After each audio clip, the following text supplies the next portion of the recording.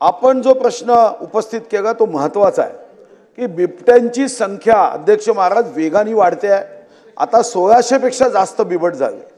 नसबंदीचा प्रस्ताव हा आपण केंद्र सरकारकडे पाठवला, पण केंद्र सरकारने नसबंदीच्या प्रस्तावाला अनुमती दिलेली नाही आणि म्हणून आपण आता पिंजऱ्याची संख्या तिप्पट केली आणि फक्त पिंजऱ्याची संख्या तिप्पट केली नाही, 7 दिवसापूर्वी या लक्षवेधीचा आढावा घेताना आपण एक निर्णय आता केला आहे की पहिल्यांदा बिबट पकडायचा असेल तर आपल्या देशाच्या कायद्यानुसार त्याचा अधिकार हा पीसीसीएफला आहे। आपण प्रयत्न केला की पीसीसीएफचा अधिकार हा खालच्या स्तरावर डीसीएफ पर्यंत आपल्याला देता येईल का, पण डीसीएफ पर्यंत तो अधिकार नियमाच्या चौकटीत देता येत नसल्याने 24 तासामध्ये ही परवानगी दिलीच पाहिजे असा जीआर आपण निर्गमित करतोय, ज्या कारणाने बिबट पकडण्यासाठी पिंजऱ्यामध्ये आपल्याला याचा निश्चितपणे उपयोग होईल। सध्या महाराष्ट्रामध्ये वाघांची आणि बिबट्यांची संख्या वाढली असल्याने तुम्ही जी सूचना केली की कोणाला वाघ पाहिजे का, कोणाला बिबट पाहिजे का अशी विचारणाही आपण केली आणि यातून मग काही राज्यांनी त्याची मागणी केली आहे। खाजगी नाही म्हणाय तर मग तुझ्याचकडे पाठवले असते, पण आता आपल्याला बिबट्यांच्या बाबतीमध्ये किंवा वाघांच्या बाबतीत काही लोकांनी मागणी केली आहे। आपल्या जुन्नर भागामध्ये आता एक सफारी करण्याचाही निर्णय आपण घेतोय आणि तुम्हाला विस्तृत तुमच्या प्रश्नाचं उत्तर हे प्राप्त व्हावं यासाठी 3 वाजता मी ताबडतोब दालनामध्ये बैठक घेऊन तुमचे इतर जे प्रश्न आहेत ज्यामध्ये काही कायद्याच्या अडचणी असतील त्यावर आपण चर्चा करू। प्रधान सचिव सुद्धा तिथं असतील आणि त्यामध्ये सरकार सकारात्मकपणे तुमच्या भागातल्या या गंभीर प्रश्नाकडे निश्चितपणे आपण एकत्र येऊन या प्रश्नाची सोडवणूक करण्यासाठी संदीप क्षीरसागर। अध्यक्ष महोदय, माझ्या मतदारसंघामध्ये फार महत्त्वाचा विषय, अनेकदा त्या सभागृहामध्ये त्या विषयावरती चर्चा झाली। ग्रामीण भागातला विषय, माझ्या मतदारसंघामध्ये मंत्री महोदय डुकराचं प्रमाण इतकं वाढलेलं आहे, आपण ते थोडंफार नुकसान करत नाहीत तर ते पूर्ण शेती म्हणजे उद्ध्वस्त करून टाकतात। ह्याच्या पुढचं अध्यक्ष महोदय काही प्रकारी घटना अशा झाल्या आहेत की आपण जी उपाययोजना मंत्री महोदय आपण करतात आहे की ती आपण चारी करतो किंवा ते तारची कंपाऊंड वॉल करतो, पण त्यांनी काही सुद्धा फरक पडत नाही, उलट ते चारीवरतून हरणासारखी उड्या मारून जातात आणि जी तार केलेली कंपाऊंड वॉल आहेत ती 2-3 दिवसामध्ये ते आतून उकरून त्याच्यामध्ये बाहेर जातात। अध्यक्ष महोदय, या डुकरांच्या त्रासामुळे फक्त शेतीच उद्ध्वस्त होत नाहीये तर काही शेतकऱ्यांना आपले प्राण सुद्धा गमावे लागले आहेत। तर माझी स्पेसिफिक प्रश्न मंत्री महोदयाला आहे की या संदर्भातली जी उपाययोजना आपण आपल्या विभागामार्फत ठरवली आहे ती पूरक नाही आहे तर कायमस्वरूपी काही या संदर्भातल्या उपाययोजना करा, हा माझा स्पेसिफिक प्रश्न आहे।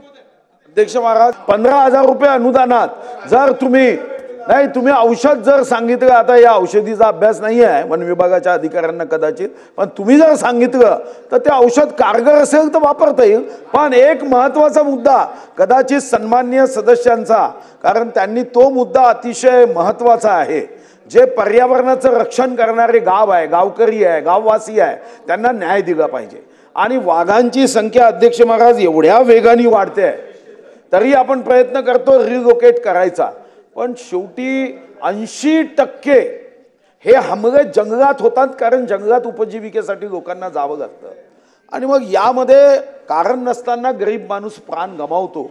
त्यांनी जी सूचना केली तो प्रस्तावही आम्ही सरकारकडे दिलेला आहे की साधारणतः ज्यांच्या कुटुंबाला आपण हे खरं आहे मदत सर्वात जास्त करतो पण पैशाने जीव घेता येत नाही, म्हणून त्यांच्या कुटुंबाला नोकरी देता येईल का हा प्रश्न अध्यक्ष महाराज सोडवण्यासाठी आम्ही प्रस्ताव तयार केला। गेल्या 10 दिवसापूर्वी जेव्हा मला स्वतः सन्माननीय सदस्य व्यक्तिगत भेट झाली तेव्हा त्यांनी प्रस्ताव असा करता येईल का विचारलं, तर मी प्रस्तावही केला आहे, पण त्याची प्रोसेस आहे आणि त्या प्रोसेसमध्ये सरकार, तुम्हाला माहिती आहे की माननीय मुख्यमंत्री, माननीय दोन्ही उपमुख्यमंत्री एवढे संवेदनशील आहे की आशिषजी हा प्रश्न सुटण्याची शक्यता आता वाटते आहे, बघू पुढे काय होतं। विश्वजित कदम। अध्यक्ष महोदय, वन खात्याच्या संदर्भात चर्चा करत असताना माझ्या कडेगाव तालुक्यामध्ये सांगली जिल्ह्यामध्ये सागरेश्वर नावाचं एक जुनं अभयारण्य, तिथं जवळजवळ 2000 हरणं आहेत आणि मगाचपासून हा विषय चाललाय की त्या अभयारण्याला लगत असणारी जी गावं आहेत तिथं रानडुकरांचा इतर ठिकाणी कदाचित फॉरेस्टमध्ये गावांमध्ये शेती पिकांचं नुकसान होत असेल, माझ्याकडे हरणांचं नुकसान होतं आणि त्याच्यावर काही उपाययोजना काढत नाही. गेल्या काही दिवसांपासून बिबट्यांची संख्या सुद्धा आमच्या सांगली जिल्ह्यामध्ये वाढत चाललेली आहे. सांगली शहरामध्ये सुद्धा काही महिन्यांपूर्वी बिबट्यांनी हल्ला केलेला होता आणि वन खात्यांच्या अधिकाऱ्यांना कळवलं. एक तर त्यांच्याकडनं रिस्पॉन्स हा मुनगंटीवार साहेब जवळजवळ 2 दिवसानंतर मिळतो. ते आल्यानंतर दुसऱ्या शेतकऱ्यांना सांगतात हो ही बिबट्याची पावलं आहेत, हे त्याच्या काय ते असतील खुणा आहेत, आणि मग ते तसं बोलून निघून जातात. पुढे काहीच त्या उपाययोजना सांगत नाहीत. स्थानिक गावातील लोकांना या बाबतीत एक संरक्षणाचं एक प्रशिक्षण दिलं पाहिजे. दुसरं, कृष्णा नदीमध्ये 2 प्रश्न माझे गंभीर आहेत. मगरींची संख्या सुद्धा वाढत चाललेली आहे आणि त्या मगरींचे हल्ले होतात. हे माणसांवर झालेल्या दर वर्षातनं काही माणसं आमची त्यातली दगावतात. या मगरींबाबतीत सुद्धा वन खातं आलं की नुसतं सल्ले देऊन निघून जातात, उपाययोजना काहीच नाही. आणि सर्वात महत्त्वाचं, आता आपण बोलत असं म्हणाला, घुनस नावाचा जो विषारी साप आहे ह्याची सुद्धा कोयनेतनं पूर 2019ला फडणवीस साहेब आपण पुराची परिस्थिती पाहिली. त्याच्यानंतर या घुनस सापीची संख्या सांगली जिल्ह्यात, कोल्हापुरात प्रचंड मोठ्या संख्येने वाढली आहे. हे साप अंडी देत नाही, डायरेक्ट पिलं 40-50 देतं. ह्याच्यावरही उपाययोजना नाहीत. सातत्याने आम्ही सांगतोय या घुनस सापीमुळे चावलं की माणूस जवळजवळ अर्ध्या तासात म्हणून जातो. ह्याची लस नसते उपलब्ध. आता तुम्ही मगाशी मला सांगितलं, हा नवीनच विषय मला कळला की साप हा वन खात्याच्या अंतर्गत येत नाही, मग कशाच्या खात्यात अंतर्गत येतो? तर ह्याच्या बाबतीत ह्या मगरींचा, या सापींचा आणि जे आमच्या इथं सागरेश्वर अभयारण्याचं जे नुकसान होतंय, प्रशिक्षण द्यावं. कुंपण अध्यक्ष महोदय, महत्वाचा विषय, 70% कामं सांगली जिल्ह्यातल्या वन खात्याची जी काही कंपाऊंडची केली जातात, इतर वन फॉरेस्टच्या केली जातात, ती एकाच कॉन्ट्रॅक्टरला दिली. ही काय भानगड आहे? 70% कामं आणि उर्वरित 30% दुसऱ्या कॉन्ट्रॅक्टरला दिली जातात.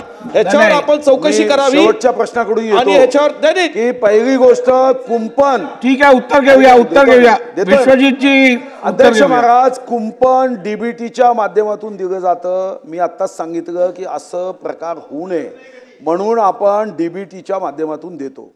आपली जी कुंपणाच्या संदर्भातील तक्रार असेल ते तुम्ही डीपीडीसीतून जर दिली असेल तरच त्या कुंपणाचा हा प्रश्न होतो. राज्यामध्ये कुंपण हा डीबीटी डायरेक्ट बेनिफिशियरी ट्रान्सफर होते आणि म्हणून डीपीडीसीच्या बैठकीत तुम्ही याची माहिती घ्यावी की या कुंपणाच्या बाबतीत तुम्ही डीपीडीसीतून मान्य केलेत का पैसे. नंबर 2, मी पुन्हा सांगितलं की सर्पदंश आणि त्याची मदत वन विभागात येत नाही, पण तरीही मी पुन्हा सांगितलं मागेही सांगितलं. मला वाटतं मी पुन्हा सांगतोय, तो पाळीव प्राणी नाही, पण त्याची मदत वन विभागाकडून दिली जात नाही. पूर्ण देशामध्ये हा नियम आहे. आपण करू शकत नाही कारण तो साप वन विभागात वनात गेल्यावर चावत नाही, तो तुमच्या घरी चावतो, म्हणून प्रॉब्लेम आहे.